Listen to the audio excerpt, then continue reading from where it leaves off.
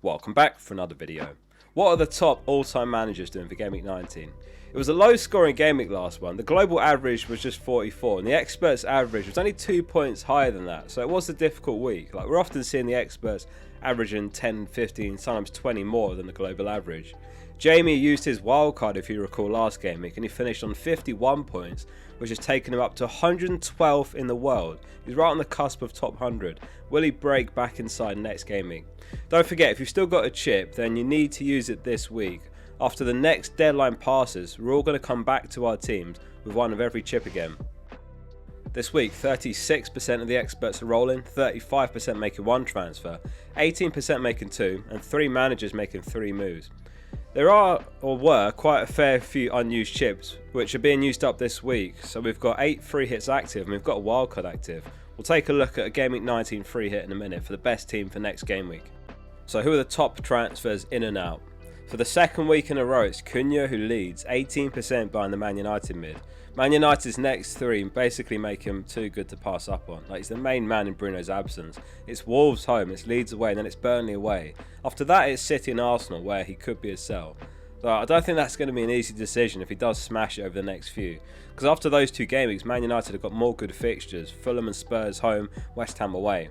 Dorgu played out of position on the wing last match, and he of course scored Man United's only goal. It's a quality volley, and he got the clean sheet and max bonus.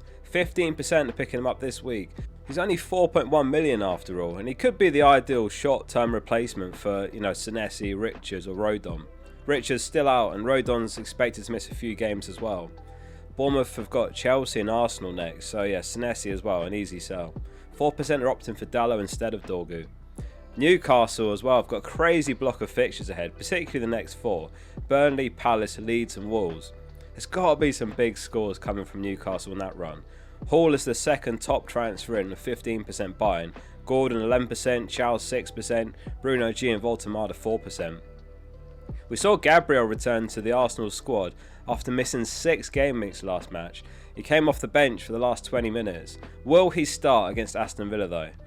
I mean, it's an absolutely huge game in the title race, so there's a good chance he starts, and 8% are buying the Brazilian, taking that chance. You almost forget just how ridiculously good he was for points before the injury. 6.8 points per match on average, top of all defenders.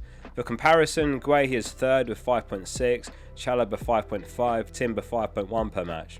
And Cappy is the second top transfer out with 10% dropping him. And it's Semenyo who's the most sold this week. I mean, he looks almost a certainty to leave in January, and maybe as soon as the window opens, so in a game or 2 from now. And he's got 2 difficult fixtures ahead as well.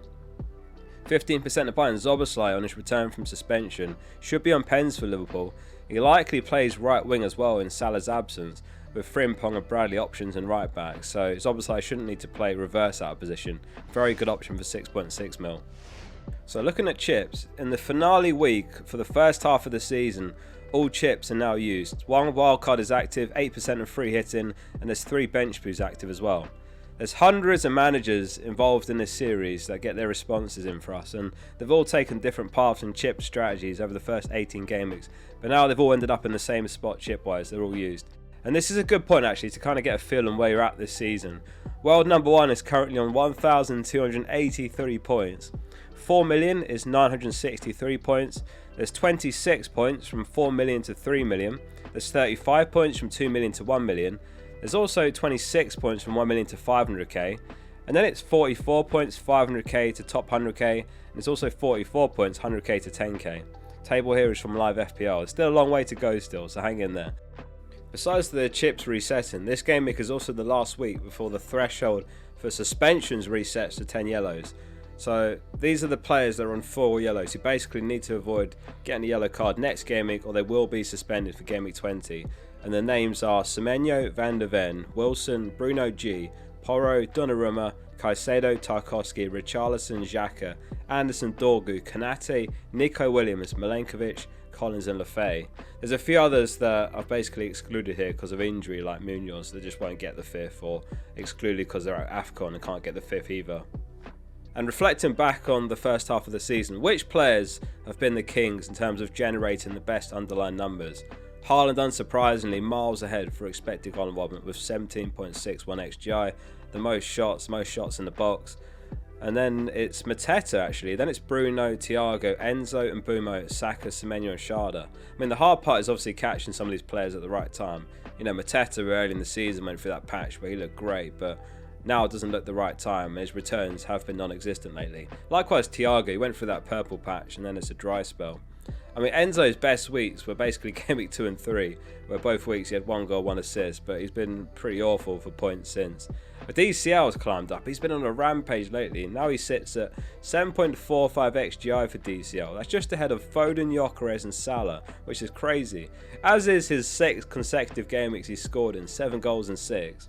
Table here is from the Scout members area. If you want to take a look at it in my other tables, use my link below for 50% off.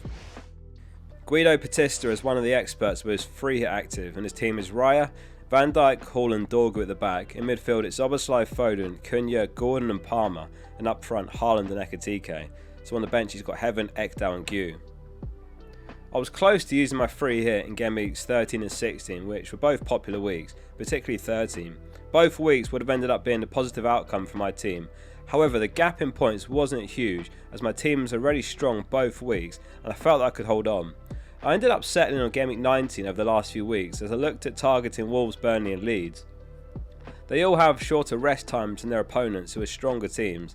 The initial plan was to have triple ups of their opponents, which are United, Newcastle and Liverpool. However, I'm currently just doubling up on the first two. This allows me to keep myself protected against the Arsenal defence and Foden's EO, as I'm currently happy with my rank at this point of the season. I may change my mind on this. If I do, it probably means Lamin's in goal and Guimaraes in midfield instead. The 4 midfielders I've brought in are all penalty takers, along with Dorgu and Hall in defence, whose attacking threat has been high the last few weeks. Raya and Kepa double up on the keepers, guarantees me coverage of the Arsenal defence, in which there is a lot of uncertainty of who's going to play at the moment due to injuries for Timber and Calafiori, plus the return of Gabriel. Bench order for the outfielders would be Heaven, Ekdal and then Gu. Best of luck this week, Guido. Awesome team. Thanks for sending in. Captaincy next. So, Haaland is heavily favoured, 79%, and then it's Cunha with 18%, and then it's Ekitike 3%. Haaland is the favourite in the goal score odds next game week. However, Cunha is playing against the worst team, and he's got a lot of value across his routes to points. You know, significantly better for assist potential. There's a chance of DEFCON points, clean sheet point, additional point per goal. Perhaps it's a bit Analytics FC versus Grass FC this week. Who are you guys going with? Let us know in the comments.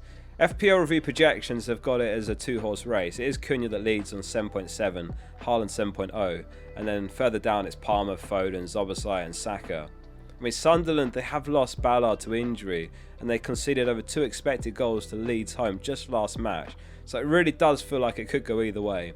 Maybe they both hit double-digit hauls. We'll move on to the experts team next, and if you appreciate the double uploads to stay on the schedule, do hit like and subscribe below so you don't miss out on this content. I hope you do well every week. It's the experts template team next, which is based off the most owned players across their hundreds of teams. It's Raya in goal, it's O'Reilly, Timber and Van Dijk in the back 3. In midfield, Foden, Cunha, Saka, Anderson and Minte, and then it's Ekitike and Haaland up front.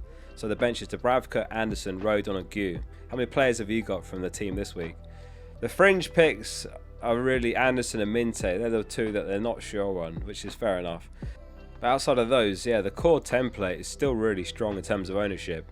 Raya has continued to bleed ownership recently, which is quite interesting. I think a lot of them are feeling like he's just not worth 6 million, especially when you've got the likes of Kelleher and Verbruggen that have put up double-digit scores recently for 1.5 million or so cheaper. And that 1.5 million does go a long way, doesn't it? That's like going Senesi to Gabriel, for example.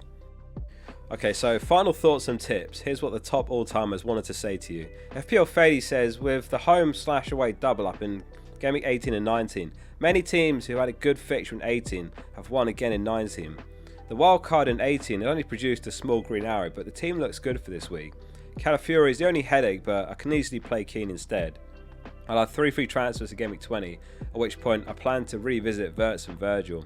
Rodgers is on my radar to replace Wirtz. 20 may be too early for Gabriel to replace Virgil though. The earliest I'd want him is Game Week 22. As well as Gabriel, it's worth keeping some transfers around that time, as we'll also have Bruno back, AFCON players coming back, and Palmer will have a good run of fixtures. FPL Sizz says, fingers crossed for some calm. It's been a riotous few days full of blanks and hits. It's time to claw my way back up the ranks by keeping calm and rolling. FPL Golden Eagle says, don't sleep on 4 million John. Dyche goalkeeper and a lot of money saved. They concede a good amount of low XG shots, which is what you want for your goalie. And lastly, FPL Vert says, after hoovering all the food and drink at Christmas, as well as using 4 free transfers in one go, I think it's about time I slimmed down. Thanks very much for watching. Tom's going to be back with his team selection in the morning, and I'll be live in the evening for the deadline stream. See you soon for the next one.